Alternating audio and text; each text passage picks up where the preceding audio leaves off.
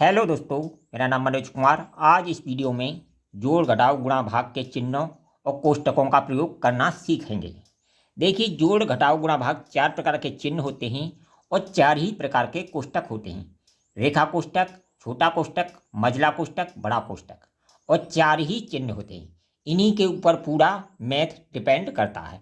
अगर इन चारों चीज़ों की आपको जानकारी है तो आपके सामने कैसा भी क्वेश्चन आ जाए आप आसानी से सॉल्व कर सकते हो। तो सबसे पहले जान लेते हैं हम जोड़ और घटाव के चिन्हों के बारे में। इसके बाद में जानेंगे कोष्टकों के बारे में और गुणा और भाग के चिन्हों के बारे में भी जानेंगे। चलिए वीडियो को शुरू करते हैं। तो सबसे पहले मैंने एक क्वेश्चन ले रखा है, -5 कोष्टक के अंदर है, फिर माइनस है, कोष्टक के अंदर -3 है। जब भी आपके सामने इस तरह का क्वेश्चन आ जाए, देखिए सिंगल चिन्ह हो तो वही चिन्ह आता है। यानी सिंगल मतलब एक ही चिन्ह हो तो वही चिन्ह आता है। जैसे ये सिंगल है, इसके आगे कोई चिन्ह नहीं है तो ये माइनस का ही आएगा। सिंगल चिन्ह वाला जो चिन्ह है वही आता है। लेकिन जहाँ चिन्ह डबल हो जाए, यानी एक बाहर एक भीतर हो जाए, तो वो उसमें से कौन सा चिन्ह आएगा? यानी एक जैसे चिन्हों को प्लस में आंसर आता है और अलग अलग चिन्हों का घटाव में आंसर आता है। यानी एक जैसे चिन्ह होंगे तो प्लस का चिन्ह आएगा, अलग अलग चिन्ह होंगे तो माइनस का आएगा। अब देखिए, यहाँ और यहाँ एक जैसे चिन्ह है तो किस में आएगा? प्लस में आएगा। +3 बराबर कर देंगे। देखिए, माइनस के 5 ज़्यादा हैं, प्लस के 3 कम हैं, इसलिए उत्तर किसका आएगा? माइनस के 2 उत्तर आएगा, क्योंकि 3 इसमें से कम हो जाएंगे, तो -2 इसका आंसर आएगा। ठीक है, इस वीडियो को देखने के बाद आपको दूसरी वीडियो देखने की जरूरत नहीं पड़ेगी।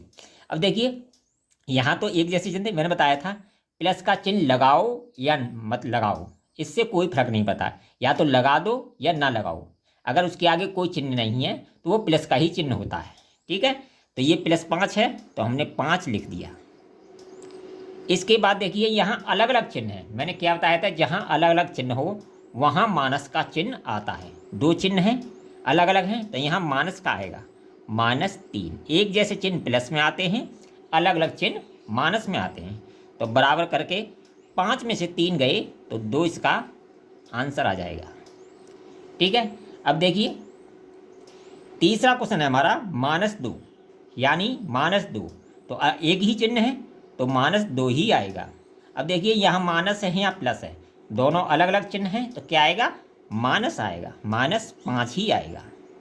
अब देखिए, -2 है ये हैं और -5 ये हैं, तो माइनस के 7 आंसर आ जाएगा। ठीक है, अब देखिए एक क्वेश्चन और है, जैसे प्लस के 2 ये हैं, प्लस लिखना कोई जरूरी नहीं है आगे, तो 2 लिख लिया। इसके बाद प्लस के चिन्ह है दोनों जगह, यानी एक जैसे चिन्ह है, तो एक जैसे के चिन्हों का जो आंसर आता है किस में आता है? वो आता है प्लस में। तो एक जैसे हैं तो प्लस का चिन्ह आएगा, और ये 3 है ही है, तो 2 और 3 बराबर कितना हो गया?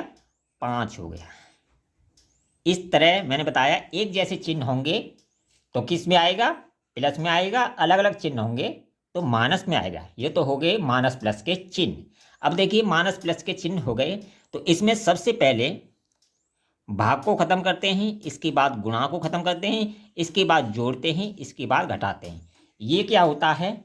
ये होता है बोडमास का नियम।